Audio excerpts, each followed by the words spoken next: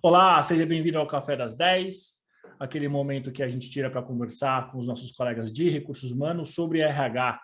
No episódio de hoje, eu vou ter a presença do Ivan Mendes de Paiva Filho para falar de um tema super interessante, um tema que, na verdade, surgiu numa das nossas conversas, que é o trabalho de mestrado dele, que eu achei muito legal. A gente vai falar de gestão de desempenho, qual é o impacto na percepção das pessoas. Ivan, bom dia, seja bem-vindo ao Café das 10. Para quem não te conhece, conta um pouquinho de você. Bom dia, Edu. Bom dia, pessoal. Antes de mais nada, obrigado pelo convite. É um prazer estar aqui com vocês. Bom, eu sou o Ivan, eu tenho 32 anos, né? Eu sou administrador, tenho MBA em gestão de pessoas e agora também sou mestrando em gestão para competitividade, né? E com a linha de pesquisa focada em gestão de pessoas, especificamente em clima, cultura e desempenho, né? Então, trabalho com RH há 16 anos, já trabalhei no setor de serviços, varejo, agronegócio. E nos últimos anos eu construí a minha indústria, a minha carreira na indústria farmacêutica, e hoje eu tenho a responsabilidade justamente pelas frentes de cultura, clima e engajamento numa indústria farmacêutica multinacional. Então, é um prazer estar aqui com você, Edu. Excelente. Ivan, para a gente começar, de onde surgiu a inspiração, o motivo para você escolher a sua tese de mestrado, né, que é gestão de desempenho no clima? De onde veio isso? Edu, cara, primeiro acho que falar das empresas é sempre falar com muita intensidade, né? Eu acho que é um ponto que é legal a gente pensar. E falar das empresas num contexto de mercado que a gente vive, que muda muito, torna isso ainda mais relevante. Então, eu sempre gostei da área acadêmica, mas eu sempre questionei a praticidade do conhecimento acadêmico aplicado dentro da dinâmica das organizações. Então, entendendo que eu valorizo o conhecimento acadêmico e eu entendo a dinâmica das organizações, eu busquei uma alternativa no mercado de que tipo de mestrado faria mais sentido. Foi quando eu cheguei no mestrado profissional, que ele tem uma abordagem justamente nesse sentido, de buscar elementos acadêmicos, práticos, e como você consegue fazer a tradução de casos reais através do cruzamento de informações acadêmicas. E eu, como vivi RH minha vida inteira, ficou até mais fácil, né, fazer a conexão de você trazer a teoria e tornar isso de uma maneira mais prática. Nasceu daí, Edu. Excelente. Ivan, o seu trabalho ele ainda está, talvez, do meio para o final, né? Ele não está concluído. O que você consegue falar para a gente? Quais são as conclusões, as evidências que você tem até agora sobre o tema? Edu, cara, eu acho que vale ponderar que primeiro ponto que o trabalho ele vai ser um método misto, né? Então, o que isso quer dizer, né? É um trabalho que ele vai ter uma abordagem quantitativa e qualitativa. Nesse primeiro momento, eu fiz uma abordagem qualitativa que nada mais é do que entrevistar uma porção de colegas da área de RH, de executivos da área de RH, para entender a visão deles, de que maneira a gestão de desempenho poderia eventualmente impactar a percepção de clima organizacional.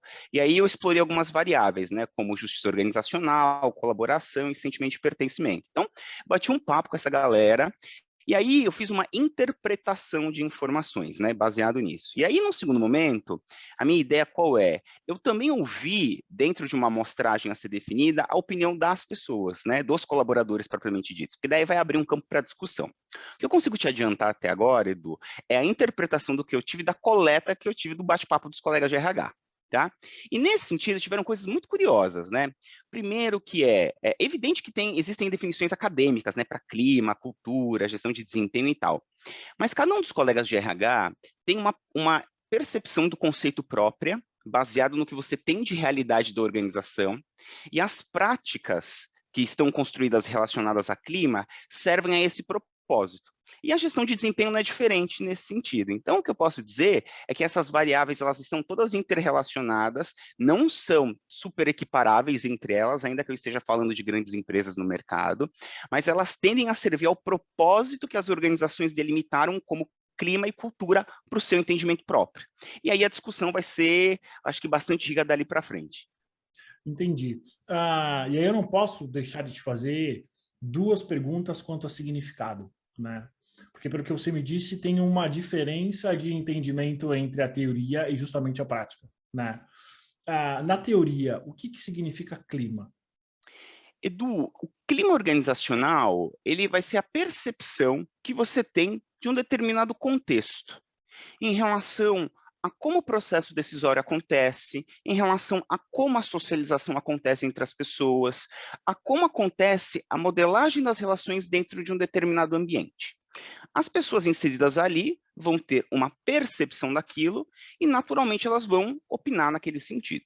Quando a gente fala em clima, você pode ter vários recortes. Você pode querer explorar engajamento, você pode querer olhar uma outra dimensão dentro do clima, mas genericamente, sem ser excessivamente acadêmico, tendo aí talvez uma abordagem um pouco mais prática na vivência de RH, eu te diria isso. E a gente precisa tomar alguns cuidados, né? Que eu acho que apareceu aí no nosso texto em termos de interpretação, que é não confundir alguns contextos, alguns conceitos, né? Como para não misturar o conceito de clima com clima de cultura e assim por diante, que eu acho que aí são coisas que vale a gente também talvez bater um papo aqui para deixar claro para todo mundo. Perfeito. Ivan, dentro do que você já reuniu das respostas, você achou alguma coisa muito fora do padrão, assim, sobre clima, sobre o significado de clima, ou não? As respostas têm mais ou menos o mesmo significado? Edu, eu acho que dizer que está dentro ou não de um padrão, eu acho que é muito relativo, né? Se você me perguntar, frente ao conceito acadêmico, elas estão 100% alinhadas? Eu vou dizer para você que não. Mas se eu for avaliar isso dentro da realidade de cada uma dessas organizações e a pretensão que elas têm, eu diria que elas estão. Entendi. Então, para aquela dimensão, para o que a organização se propõe a fazer, as práticas desenhadas, elas estão consistentes para aquela dinâmica. E a gestão de desempenho, ela serve a avaliação de desempenho para aquele contexto. E ela entra Entendi. como elemento de reforço para aquela realidade. Academicamente falando, se a gente fosse buscar ali os grandes autores que falam sobre isso, talvez a gente perceba algumas diferenças, que talvez, do ponto de vista de gestão de clima prático, não sejam significativas. Mas se a gente fosse falar de um trabalho acadêmico profundo, talvez poderiam ser relevantes. Então, acho que a gente só precisa ter essa perspectiva Excelente, cuidadosa. excelente. Em termos do trabalho acadêmico, então, qual foi talvez o teu achado que você mais achou dispare, né, entre conceito versus o que você achou? Teve alguma coisa que te chamou a atenção ou também não? Edu, eu acho que o grande ponto é, alguns momentos, a percepção de clima e cultura se mistura. Elas estão próximas, mas elas não são equivalentes. Eu acho que Tá, isso é importante ficar claro. Clima é a percepção do modelo de socialização, como eu comentei para você, dentro de um determinado contexto. perfeito. Se eu fosse falar de cultura, eu falaria que é o jeitão que a organização tem. É o dia a dia, né? É, É como que as coisas funcionam, né? é a personalidade, se eu fosse dizer aquela Exato. organização. Os valores, a maneira como eu reforço, o que eu valorizo e o que eu não valorizo ali dentro. E, naturalmente, isso gera um impacto na percepção. Então, eu posso dizer para você que a partir da maneira como eu lido com a cultura de um ambiente, eu vou gerar uma percepção do clima. Mas eu não posso tratar de maneira equivalente. Porque o clima, ele pode ser uma percepção produto da cultura, mas eu não posso assumir que a maneira como eu faço gestão de clima vai ser exatamente a mesma que eu faço gestão de cultura, com um olhar acadêmico nesse sentido. Então, tem várias interpretações que a gente vai poder tirar a partir disso, que são muito ricas, que não colocam em despropósito ou em propósito as ações que são feitas. Elas apenas direcionam esforços para aquilo que é a realidade que foi assumida para aquele contexto, o que é muito legal quando a gente pensa em termos práticos, na diferença entre a academia e a pesquisa aplicada, de fato. Entendi. Ivan, e o que é justiça organizacional? Se a gente fosse falar academicamente, né, no termo de psicologia de justiça, né, seria o sentimento que o empregado tem, que o colaborador tem dentro da dinâmica de uma organização, como ele se relaciona dentro disso. De uma maneira prática, se eu fosse traduzir, seria assim: as pessoas, elas sentem que elas estão sendo bem avaliadas, elas sentem que elas têm espaço, elas se sentem pertencedoras de uma maneira justa dentro daquele contexto. Isso é uma dimensão muito relevante, tá, Edu? Por quê? Porque ela, ainda que não esteja intimamente ligada, assim, ela influencia diretamente a percepção de clima, ela pode influenciar a maneira como você gerencia a cultura, ela pode influenciar colaboração dentro do ambiente, ela pode influenciar competição. Então, é muito sensível pensar em justiça organizacional. Inclusive, eu acho que quando a gente for ouvir dos nossos colegas, aí, dos colaboradores, quando a gente tem aí no mercado, acho que a gente vai ter bons achados, porque talvez a gente possa ter aí uma lacuna em termos de aprofundar o entendimento do sentido de justiça pelas duas partes. Primeiro com os colegas de RH e depois aí com os colaboradores. Com certeza. E assim, Ivan, como que se mede a justiça organizacional? Existe algum tipo de mecanismo para a gente medir, para o RH desenvolver? Porque eu tenho certeza que muitos dos seus colegas talvez nunca tenham ouvido falar nisso, né?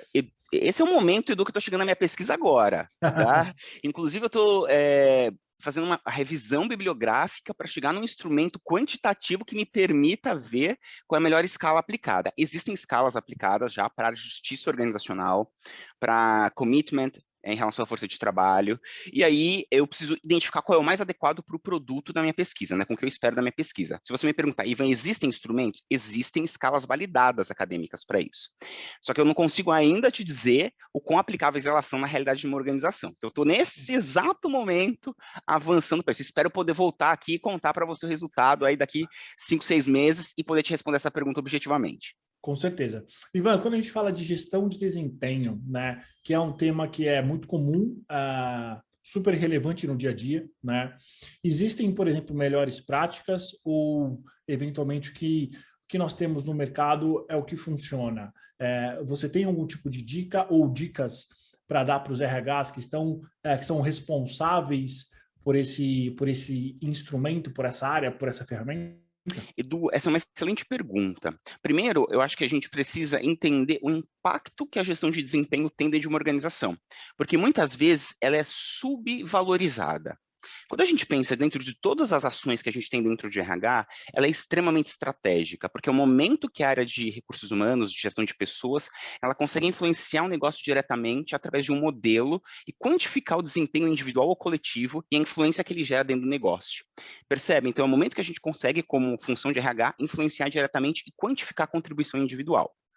Nesse sentido, dependendo de como ele está associado, se ele é um modelo meritocrático, se ele está associado com um pagamento de variável, se ele está associado com desempenho individual ou com valores como a entrega ela é feita, eu começo a complexificar o processo de avaliação e dou outro significado que pode eventualmente sustentar a cultura, que pode ser relacionado ao ambiente colaborativo, que pode de fato fomentar um ambiente competitivo. Posto isso, nós, como uma função de recursos humanos ou de gestão de pessoas, precisamos ter consciência disso e entender qual é o melhor modelo que serve ao desenho que está sendo implantado naquela organização. Eu não posso simplesmente entender que existe uma boa prática no mercado, no segmento Y, e entender que ele é absolutamente adequado ao meu segmento que é W, sendo que eu preciso considerar o contexto da organização, a cultura que existe na organização construída, a maneira como eu gerencio o meu pagamento de incentivos, tudo isso, em tese, pode e precisa estar amarrado para dar significado na cabeça do associado. Então, mais até importante do que entender uma boa prática, tá, Edu? É você entender como você encaixa o modelo adequado para o modelo de negócio que você tem. É uma análise crítica que precisa ser feita, tá? Sim. E aí, obviamente, você toca numa palavrinha mágica que está sempre associado, que é o benchmark, né? Que é a repetição de políticas e de ações de uma empresa para outra. Para os RHs que querem se desafiar a eventualmente construírem instrumentos e a fazer um diagnóstico que seja mais objetivo e que seja mais assertivo. Que dicas que você dá? Por exemplo, eu vejo muitas pessoas, muitos dos seus colegas fazendo avaliações de desempenho pela primeira vez. Por onde eles começam? Acho que o primeiro ponto é tenha clareza do que se espera desse modelo. Que eu acho que é o primeiro ponto. Ele existe com qual finalidade? Qual é o impacto que eu espero gerar através dele? Essas são perguntinhas simples, mas que elas vão nortear uma série de ações que vão se desdobrar disso. O que eu quero dizer com isso? Eu pretendo gerar, de fato, impacto na maneira como o negócio ele opera. Então, eu vou ter uma abordagem que ela vai ter que trazer indicadores que me tragam monitoramento de objetivos de negócio.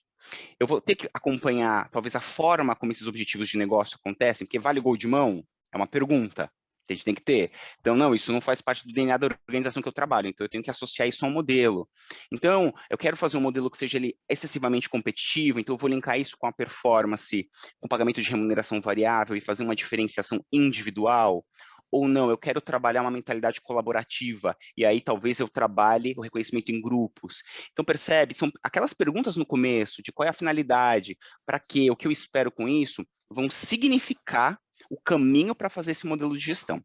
Conversar no mercado, eu acho sempre essencial, tá, Edu? Mas ele não vai trazer um instrumento adequado para a tua realidade.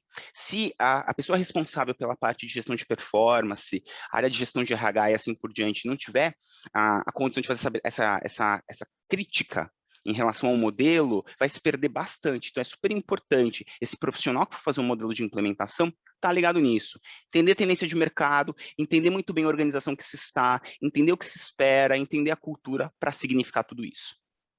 Excelente. Ivan, quando que o seu trabalho ele fica pronto? Eu avanço agora para a etapa quantitativa dele, né? Valido os instrumentos aí para entrar com a etapa quant, e aí pretendo iniciar o cruzamento. Dando tudo certo, as validações de escala e assim por diante, imagino que até o final do semestre já tenha ele aprovado para que eu possa submeter à banca e aí muito provavelmente ter ele aprovado aí, publicado em um artigo menor, em um periódico aí científico e a banca protocolada também. Espero poder compartilhar com vocês também em breve aí Com mais certeza, informações. com certeza. Queremos saber quais foram suas conclusões. Ivan, tem alguma coisa que você gostaria de falar que eu não te perguntei? Edu, eu acho que a grande mensagem que eu digo cada vez mais nós como profissionais de RH, né, estamos aí ocupando um espaço super significativo nas organizações. Então, acho que a grande dica é continuemos ocupando esse espaço, porque nós temos muito a contribuir. A área de recursos humanos pode gerar um impacto super positivo. Cada vez mais a gente precisa estar conectado com os temas que são ligados à estratégia, e a gente pode e deve fazer essa geração de valor. Então, vamos se conectar, vamos compartilhar prática, vamos aprender de maneira coletiva, porque isso ajuda muito todos. Excelente, Ivan. Quero agradecer pelo seu tempo. Achei super interessante o teu... É um TCC ou é uma tese de mestrado? Trabalho aplicado, a gente Trabalho chama. aplicado, exatamente. Gostei bastante. Quero que você volte aqui, provavelmente em janeiro, fevereiro, já com todas as suas conclusões. Para você que está nos vendo, para você que está nos ouvindo, esse foi o nosso Ivan Mendes. Ivan, obrigado pela tua presença. Eu que agradeço, foi um prazer, conte comigo. Ótimo, curta, compartilhe. Até o próximo café. Obrigado.